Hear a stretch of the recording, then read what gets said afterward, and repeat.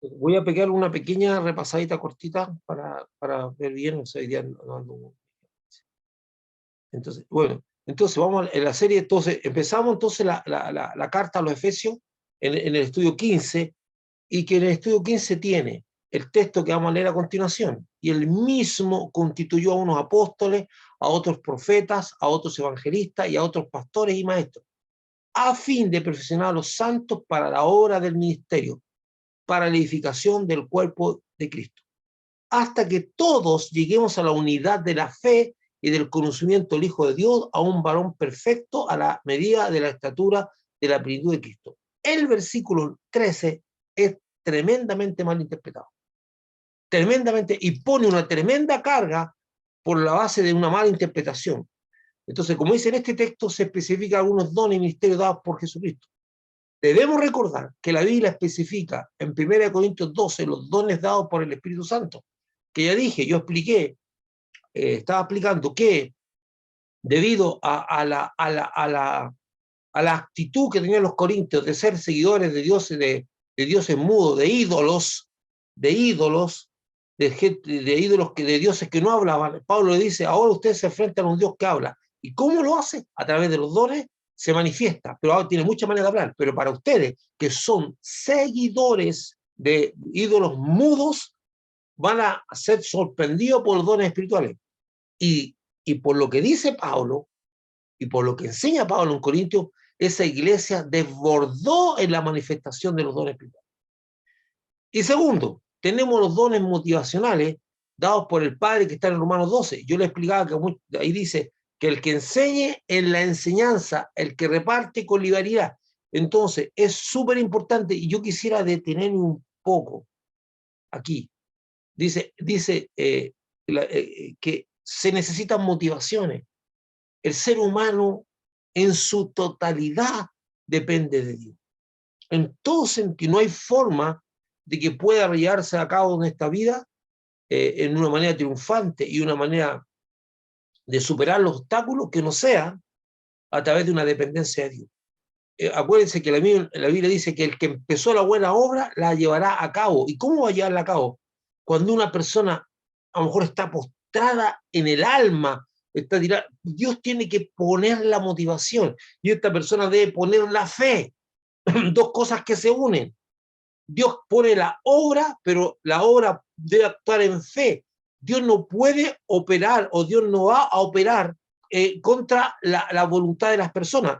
Eso está claramente establecido cuando Jesucristo visita Nazaret, donde se había criado, y dice que él no pudo ahí hacer muchos milagros por la falta de fe que había ahí. Entonces, aquí se unen dos cosas: el poder de Dios para actuar en tu vida y la fe tuya en buscar. Y la fe no es solamente la fe en creer en Dios, en creerle a Dios, sino que dar el paso suficiente para eso. Perdón que me parte un poquito, pero siento que muchos de ustedes están necesitando esto. ¿Qué es lo que es el paso? Porque en un momento, mire, esto es súper importante para los dones, lo que es dones de motivaciones. Usted recuerda lo que pensaba en su mente y en su corazón la mujer que estaba enferma de flujo de sangre. Decía, si tan solo tocar el manto, seré salva. O sea, ella estaba pensando y depositando fe en Jesucristo. Pero ¿qué es lo que hizo? Se metió entre la multitud que apretujaba a Jesús hasta llegar a él y tocar su manto. Eso significa una acción de parte de aquel creyente que va y da actos de fe. Entonces, Jesús, ella toca el manto y hay una acción. Entonces, para que Dios te motive tu corazón, tú tienes que tener como contrapartida fe. No se puede de otra manera. Y tú necesitas motivaciones para andar esta vida, porque sobre todo en las circunstancias actuales, las motivaciones se van perdiendo. Y se van perdiendo porque nos estamos cansando de ver tanta maldad, nos estamos cansando de ver todo el desastre, nos estamos cansando de estar pensando si lo que tenemos lo va a alcanzar. Nosotros dependemos de Dios y depositamos nuestra fe en Dios. Entonces, pero Pero para eso necesitamos motivación. Y hay muchas Jehová. Acuérdense cuando Jesús le dijo a un hombre que le pidió que sanara a su hijo. Le dijo, ¿tú crees que yo puedo hacer esto? Dice, ayuda a mi incredulidad.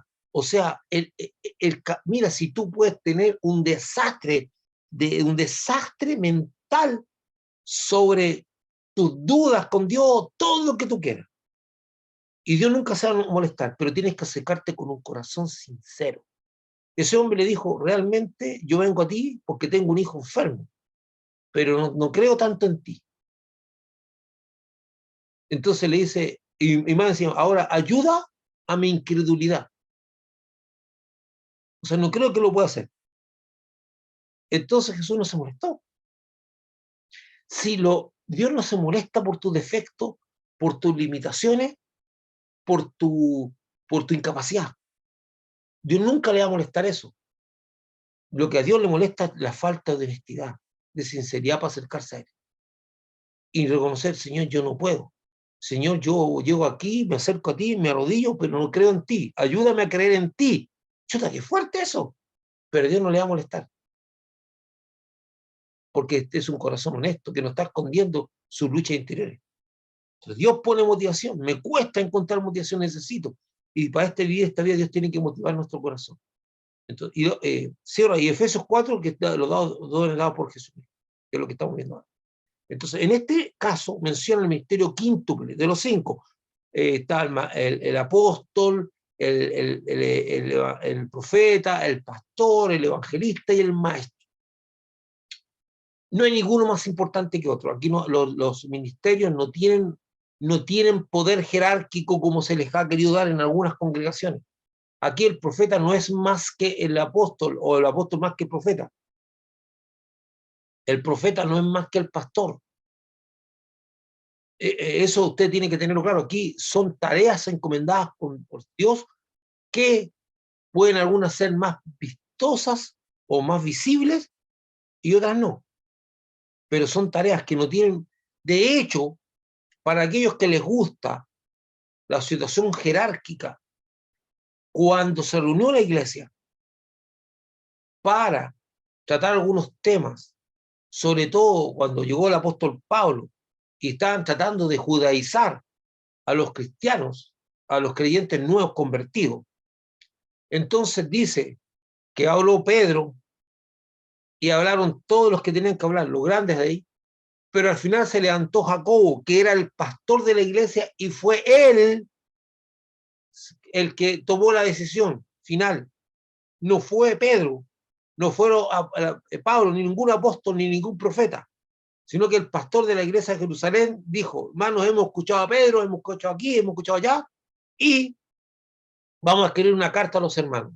Entonces aquí no se trata de quién es más importante, son labores, porque él como pastor le correspondía hacer eso.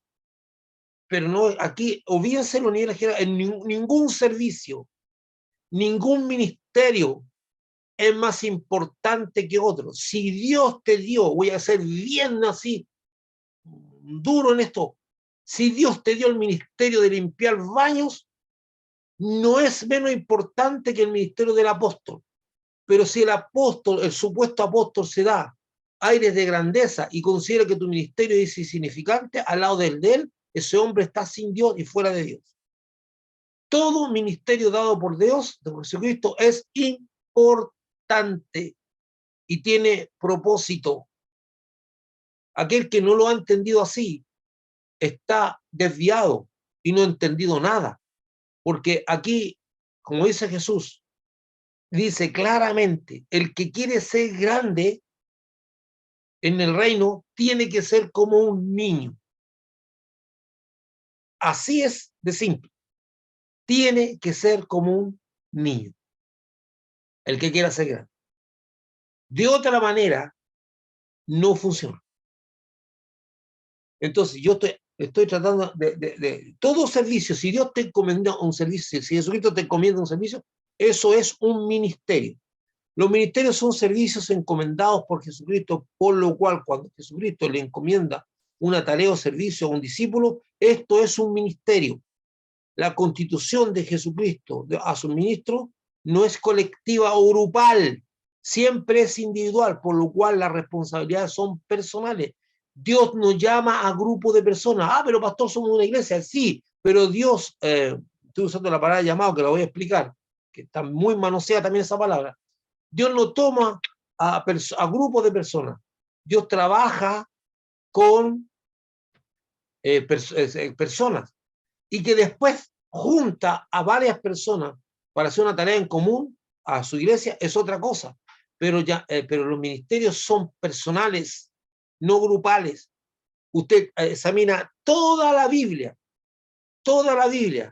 de arriba a abajo, lee el Antiguo Testamento y usted se va a encontrar con algo bien simple. ¿Y qué es lo que se va a encontrar? Que siempre el Señor habló y llamó y estuvo con personas, con Abraham, con Noé, partiendo con el primer que con Adán y Eva. O sea, trataba con personas. Después dice que fue amigo de Enoch, que caminó con Enoch, y siempre está hablando de personas, no habla de grupo de personas. Y que muchas personas que tienen una misma encomienda dada por Dios pueden constituir un ministerio más grupal, pero cada uno tiene que responder. Los ministerios son personales, no grupales. Entonces, cuando dice, hablemos del ministerio de alabanza, o sea, del servicio de alabanza. Entonces, pero podemos decir ya, el ministerio de alabanza o el ministerio de adoración, pero ahí no, esto no se diluye en decir, que hay un ministerio. No, cada persona fue constituida por Dios y se juntaron. Y algunos que a lo mejor no tienen ese ministerio colaboran con los ministros, o sea, con los ministros que están ahí para hacer un servicio. Puede que su ministerio sea otro. Esa colaboración también se da en la iglesia, es normal, pero los ministerios son personales. Y él mismo constituyó a unos apóstoles, a otros profetas, y a otros evangelistas, y a otros pastores y maestros. La palabra llamado tiene por lo general varias acepciones, una refiriéndose al nombre de persona. Por ejemplo, entonces uno llamado Ananías, ahí está usando la palabra llamado para referirse a un nombre de una persona. Entonces uno llamado Ananías. Otra a un requerimiento. Por esta causa los he llamado, cuando Pablo junta a los hermanos para despedirse. Y también se usa para referirse a una designación. Yo, Pablo, dice, en varias cartas empieza así, yo, Pablo, llamado a ser apóstol. Aquí he tomado 3 acepciones de la palabra llamado. Una para referirse al nombre de una persona, uno llamado Ananías. Otro para un requerimiento, por esta causa los he llamado. Y otra para referirse a una asignación, yo, Pablo, llamado a ser apóstol, lo cual no es una invitación. Ojo, cuando Pablo dice que es llamado a ser apóstol, no es una invitación. No es que por eso es importante que usted entienda, que la gente dice, no, el Señor me llamó, o Dios me llamó, o Dios me está llamando. Es como si, cuando dice Dios me está llamando a esto, es como si tuviera la oportunidad de decir que no, o tuviera la oportunidad de posponer. Suena como que queda al arbitrio de la persona el querer aceptar o no el supuesto llamado. O sea, la palabra llamado no tiene una connotación que podríamos decir que es una connotación de tipo electiva, que yo elijo, yo decido si acepto o no llamo. No está hablando de eso. No está hablando, cuando dice que fue llamado, no dice, yo voy a ver si voy en esto o no. No, hermano. Cuando está hablando cuando Pablo habla así, habla de una asignación. Quiere decir que se le entregó una asignación. Usted va a escuchar a la persona que está diciendo, yo estoy siendo llamado por el Señor, y ahí estoy viendo. Dios me está llamando a esto, pero no sé lo que voy a hacer. O sea, es como si eso constituyera la posibilidad de decir yo acepto o no acepto. Entonces, cuando estamos hablando de estas palabras, dejamos a un lado, cuando se refiere al nombre, dejamos a un lado cuando se refiere a un requerimiento, y tomamos la designación, no invitación. Entonces, por esta causa el apóstol, refiriéndose a los dones del ministerio quinto, le dice que Jesucristo constituyó, no dice invitó, no dice que él procuró o llamó para si alguna persona quería, dice constituyó, es decir, designó sin considerar si la persona quiere o no quiere. Eso me pasó a mí en lo particular cuando Dios me constituyó al pastorado. No era una cosa de las que yo quería ni que me gustaba mucho. Yo tenía otras cosas, otras tareas que hacer y me daba muy poco el ser llamado al ministerio pastoral o profético. No era lo que me llenaba el corazón. Pero Dios no me preguntó si yo quería. A mí no me preguntó si yo estaba de acuerdo. Él me constituyó y me mandó las ovejas. Y de repente me vi rodeado de ovejas preguntándome, requiriéndome como pastor. Entonces, no es una cuestión de elección. Tú no eliges el ministerio, Dios te constituye en un ministerio. Pero pastor, yo no ejerzo, ahí viene lo segundo. Ahora vamos a entender, ojalá que Dios que se abra un poquito la mente a todos nosotros. Es decir, designó sin conciencia si la persona quiere o no quiere, lo constituyó. La forma en que el discípulo tiene de reconocer esta designación, ¿cómo la reconoce? Es por la práctica habitual y muchas veces inconsciente de un determinado servicio. No se da cuenta que constantemente está haciendo un servicio y que fluye en ese servicio. Y que a su vez está acompañado de la manifestación de dones espirituales relacionados con ese servicio. De repente la persona tiene motivación y empieza a hacer un determinado servicio donde fluye, donde es de bendición, donde no sé, pues de repente se pone a visitar hogares y en todos los hogares deja una estela de bendición. Entonces Dios lo está, y donde va, tiene palabras de bendición, tiene cosas y fluyen determinados dones. Entonces, no, es que a mí me gusta hacerlo, no es que te guste, es que te empiezas a dar cuenta que estás fluyendo en un servicio, que muchas veces las personas no se dan cuenta. Entonces, es porque es habitual. Ahora, viene el oso.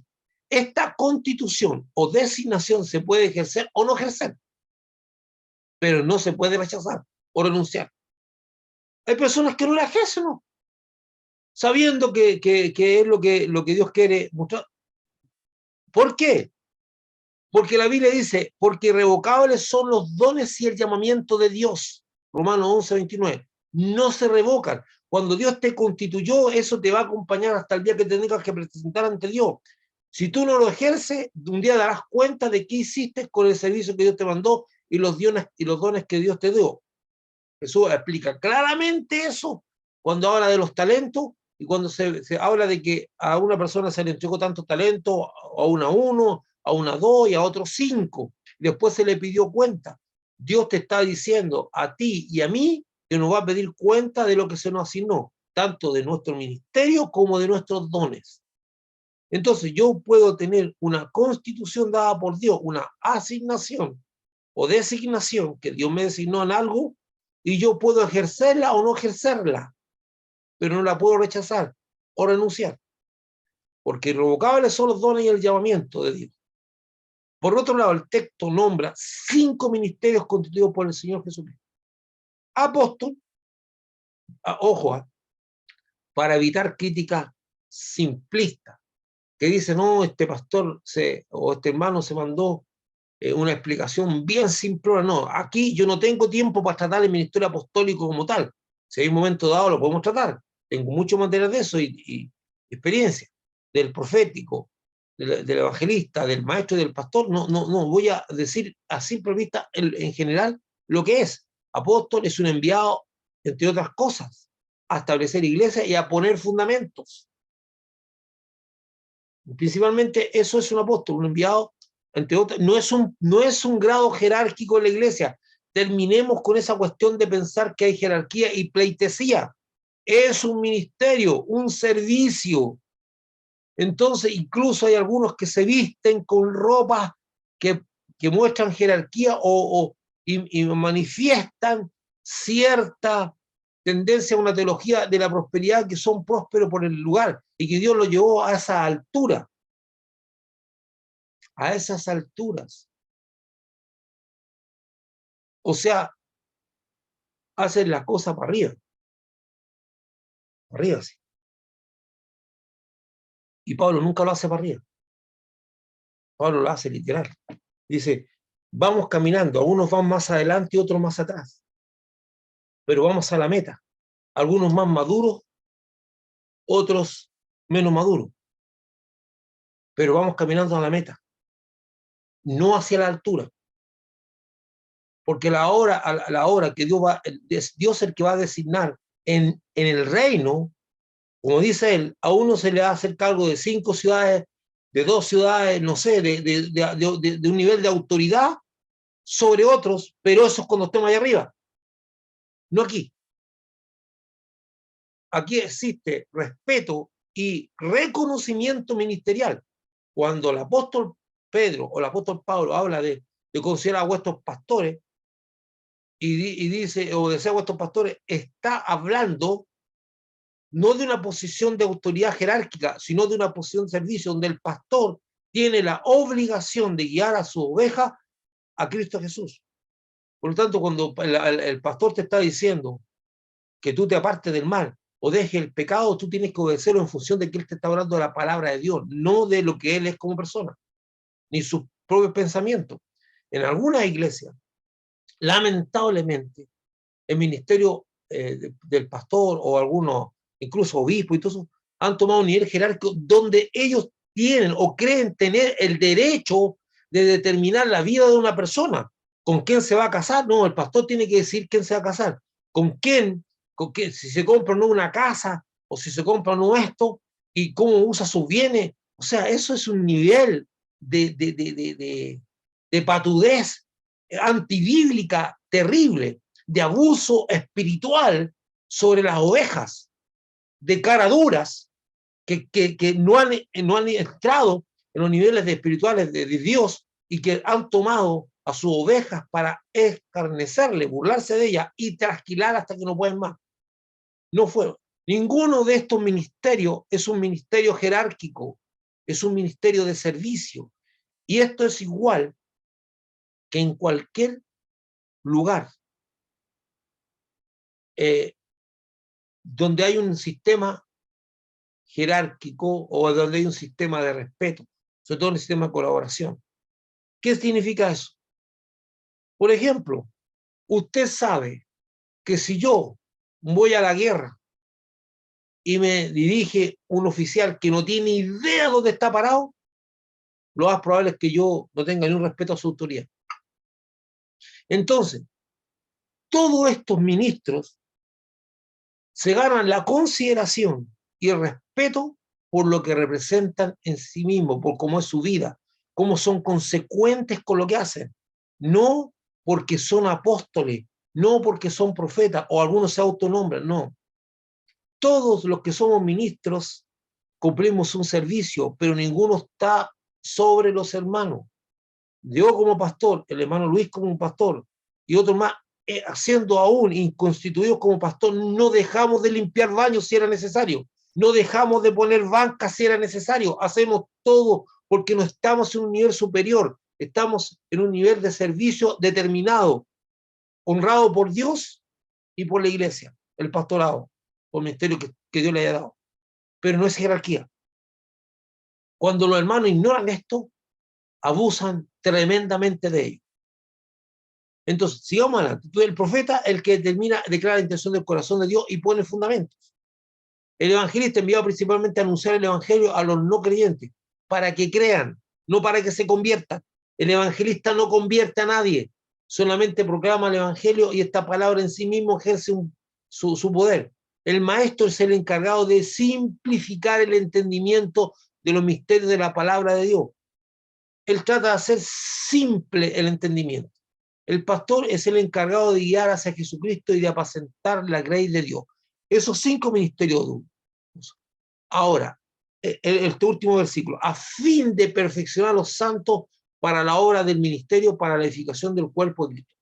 por favor. De más está decir que los santos son todos los discípulos de Cristo, los verdaderos discípulos de Cristo, ¿verdad? Entonces, por favor, ponga atención. Cuando unimos esto que está atrás,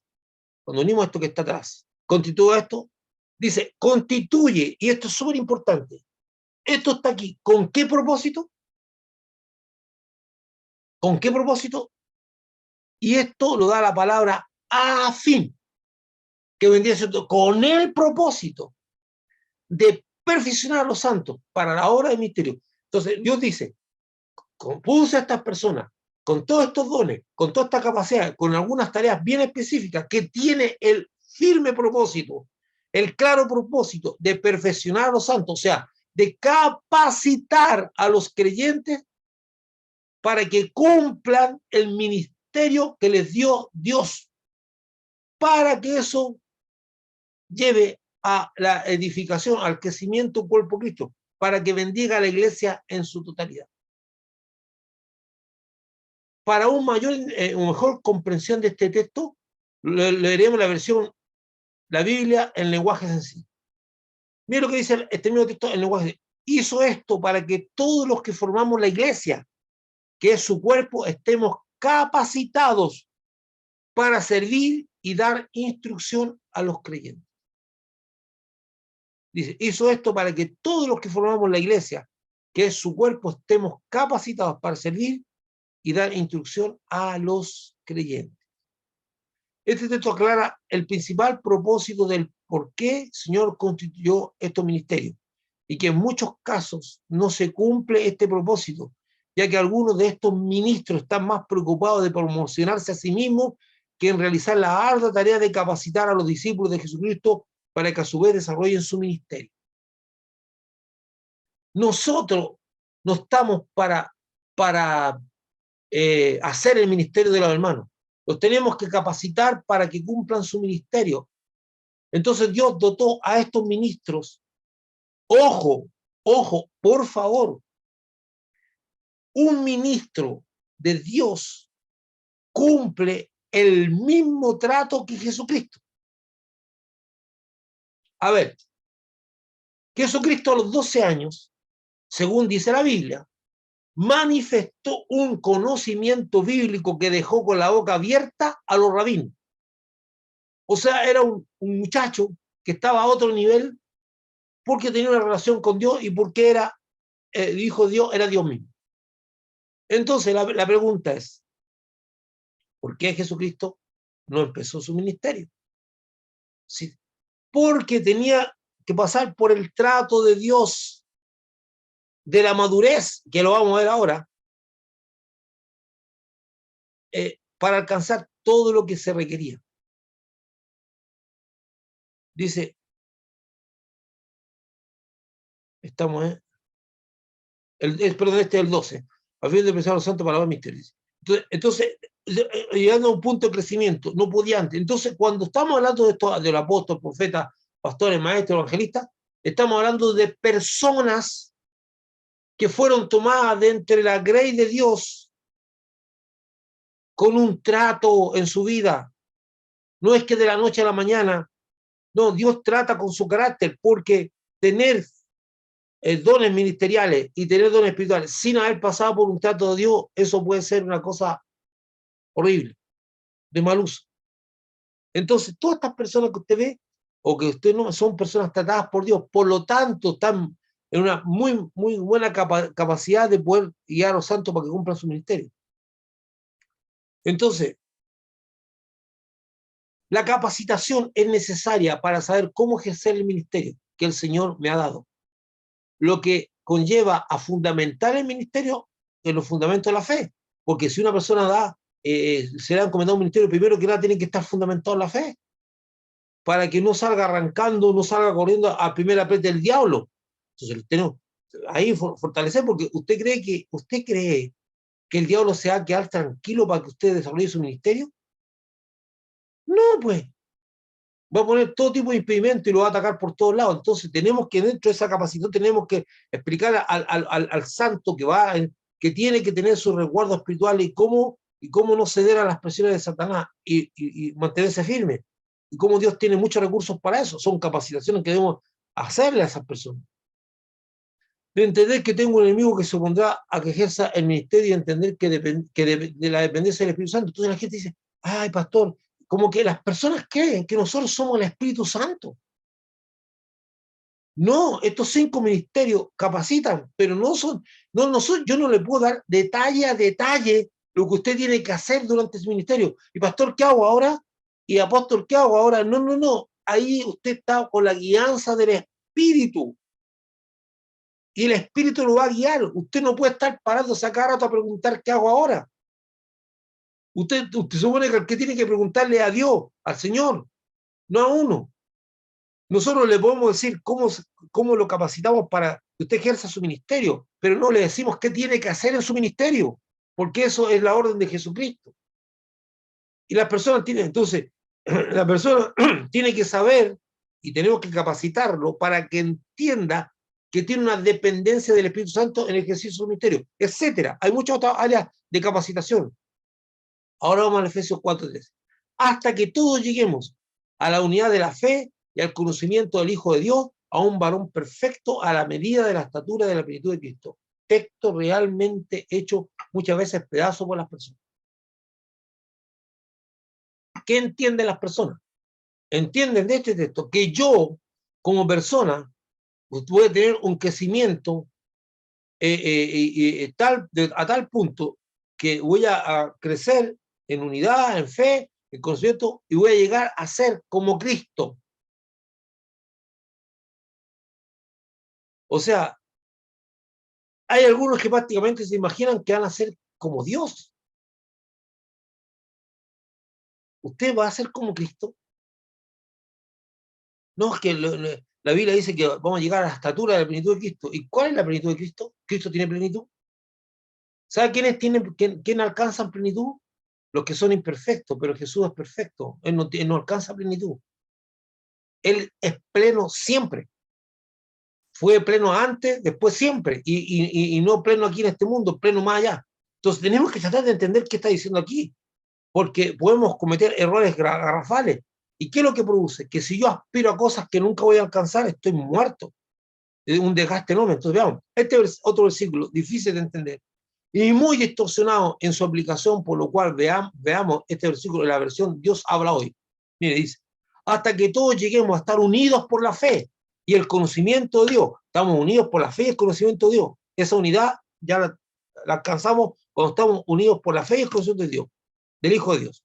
Y alcancemos la edad adulta que corresponde a la plena madurez de Cristo. ¿Qué significa eso? El ministerio de Cristo en la tierra. Porque él siempre dice que en su desarrollo Jesús encontró la plena madurez en su ministerio. ¿Dónde? A los 30 años. Su ministerio duró de los 30 a los 33 años. Alcanzó madurez. Está hablando de la madurez terrenal de aquel hombre, de aquel Dios que se hizo hombre. Dice, hasta que todos lleguemos a estar unidos por la fe y el conocimiento del Hijo de Dios y alcancemos la edad adulta que corresponde a la plena madurez, o sea, a la plenitud de Cristo. Porque nosotros tenemos una edad de plenitud también, como personas. Alcanzamos una edad en que nosotros podemos decir hemos crecido a un punto en que somos bendecidos, en que podemos ser de bendición. Madurez. Usted mira para atrás y dice, ya no estoy cometiendo los mismos errores que cometí antes, estoy más maduro, razono mejor, hago las cosas de una manera diferente, porque ha ido madurando, incluso llega a un punto en que alcanza su máxima maduración, de ahí ya probablemente ya no le aporte más, no haya más que aportar. Entonces, eso es súper importante. Entonces, hay personas que aspiran a llegar a ser como Cristo. Usted nunca va a llegar a ser como Cristo porque Cristo es Dios. Es Dios. Entonces, no, es que yo tengo que llegar a la estatura de la plenitud, tengo que llegar a la estatura de Cristo. ¿La estatura de dónde? ¿Del Dios? ¿O del hombre Cristo en su plenitud ministerial? Veamos.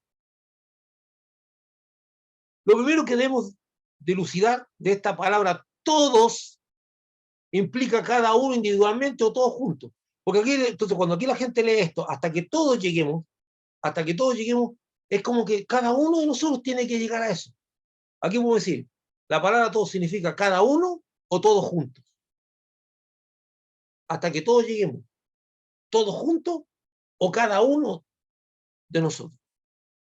Entonces, dice, todos juntos como cuerpo. Una de las interpretaciones más corrientes e inapropiadas es creer que cada uno de los discípulos debe individualmente y a través de la capacitación antes discreta llegar a estar unidos en fe, en la fe y tener todo el mismo nivel de conocimiento de quién es Jesucristo, lo cual nos llevará a la perfección personal, llegando a ser igual al nivel de máximo que conocemos de Jesucristo, lo que hasta el momento ni el apóstol Pablo alcanzó.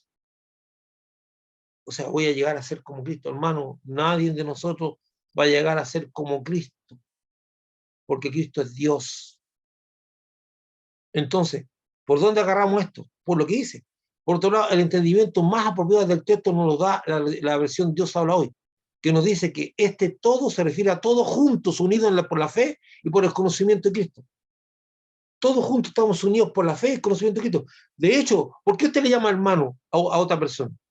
Usted no puede llamar hermano a aquel que no comparte la fe en Cristo, ni el conocimiento de Cristo, ni la fe en Dios. Somos hermanos porque estamos unidos en Cristo. Entonces, una vez que todos llegamos a unir, usted no le puede llamar hermano. Por eso los testigos de Jehová y los mormones no son nuestros hermanos, porque ellos tienen otra fe, que está en otro Cristo, que no es el nuestro, que no es el de la Biblia. Entonces nosotros nos llamamos hermanos a ellos y ellos tampoco, ni primo, lejano, nada. O sea, porque yo no puedo llamar hermano a alguien que no comparte la fe, dice, que dice, se vería todos juntos, unidos por la fe y lo que conocemos de Jesucristo. Lleguemos a un grado de madurez que fue la que alcanzó Jesucristo en la adultez, o sea, en la plenitud de su vida y ministerio en la tierra. Está hablando hasta que todos lleguemos a la estatura de la plenitud de Cristo, hasta que todos lleguemos al máximo, a lo máximo que manifestó Jesucristo aquí en la tierra como ministro. Porque aquí está hablando de ministerios, no de vida personal. No es que yo voy a llegar a un grado de perfección que nunca me voy a equivocar. Yo voy a llegar, mi meta es llegar a un grado de perfección que nunca cometa errores. No, señor. Usted no es Dios. Ni yo soy Dios. Sí, la capacidad de cometer errores va a disminuir porque la madurez que vamos a alcanzar como persona. Pero aquí no está hablando de madurez personal. Aquí está hablando de la madurez como ministro. Hemos estado hablando de puro ministerio. ¿De qué hemos estado hablando? De ministerio. Del ministerio quinto, de que Jesús dio asignaciones y que tienen un propósito de perfeccionar a los santos para que hagan ministerio. Todo lo que hemos hablado aquí son ministerios. Por lo tanto, ¿por qué este texto tendría que tener relación con una madurez personal, de carácter? No tiene nada que ver con eso. Cuando dice hasta que todos lleguemos a la estatura de la plenitud de Cristo, es hasta que todos lleguemos al máximo que llegó Cristo ministerialmente, que eso sí lo podemos lograr. Que eso sí lo podemos lograr. Y más aún, ir más allá de lo que llegó Cristo. Porque Él lo dice. Harán cosas mayores de las que he hecho yo. Dice, superiores. O sea, no lo estoy diciendo yo, lo dice la Biblia. O sea, dice Jesús, yo he dejado cosas que no he hecho para que ellos la hagan. Un regalo que nos dejó Cristo. Un regalito que nos dejó Cristo. Dice, ustedes van a ver cosas que no se han revelado a ojo ni a nadie. O sea, van a ver cosas y van a decir cosas. Oh, qué tremendo. O sea, Jesucristo dijo que vamos a ir más allá ministerialmente de lo que Él fue, porque Él lo decidió así. No porque Él no podía, sino porque dijo, bueno, esto se lo voy a dejar a los apóstoles, discípulos, a mi hijo, para que sean bendecidos. Yo no estoy diciendo nada nuevo. Incluso el apóstol Pablo llega a decir, somos dioses, porque la Biblia dice como somos dioses. Entonces, todo es interesante en el sentido de decir cómo Dios nos creó. Dios nos creó de una manera, de un nivel de perfección impresionante. Entonces, vuelvo a decir, hasta que todos lleguemos a la unidad de la fe, a un varón perfecto. Cuando habla del varón perfecto, a la estatura de la plenitud de Cristo, ¿qué significa? Un nivel de ministerial que vamos a tener que es semejante al que alcanzó, o sea, o es igual o semejante al que alcanzó Cristo aquí, ministerial, de ministro. Y dice, y todos, es así, como ve ese dibujito ahí, todos juntos. ¿Ustedes se dan cuenta de este otro dibujito? Cada uno va por su cuenta, para llegar a la meta lo más antes posible. Eso no es lo que Dios quiere de nosotros, no es cada uno, es todos juntos. La iglesia, a ver, la plenitud ministerial ahora de los dones, la plenitud ministerial no la va a alcanzar ninguna persona. El único que tuvo todos los dones operando en él es Jesucristo. No hay otra persona que tuvo todos los dones operando en él. Todo. Todos los dones que se nombran en la Biblia estaban operando en Jesús. Pero Pablo dice, a cada uno le fue dada, digamos, la manifestación de Dios. O sea, usted nunca va a tener todos los dones operando en usted. ¿Por qué? Para que nunca pierda la visión de cuerpo. Siempre necesita a su hermano. Y no necesitemos uno a otro. Aquel que no le cree que no necesita a su hermano está perdido. Como dice Juan, no ama. Nos necesitamos unos a otros y siempre lo vamos a necesitar. Lo que no tengo yo lo tiene mi hermano. Por lo tanto, lo debo considerar, pero pastor, es que él es un inmaduro. Bueno, aún así Dios le dio dones y lo necesita. Y la Biblia dice que se es paciente. Dios nos pone una serie de cosas que ya hemos visto. Hermano, yo cierro esto. Por eso no quise tratar más versículos. Espero que usted cree que saque conclusiones. Conclusiones había. Y cierro con esto. Dios pone motivación en el corazón.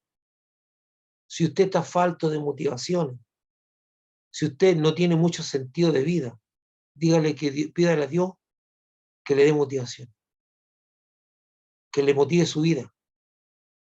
Eso es pedir el reino. Porque los pasamos pidiendo cosas materiales, cosas para alcanzar, incluso con respecto a otras personas.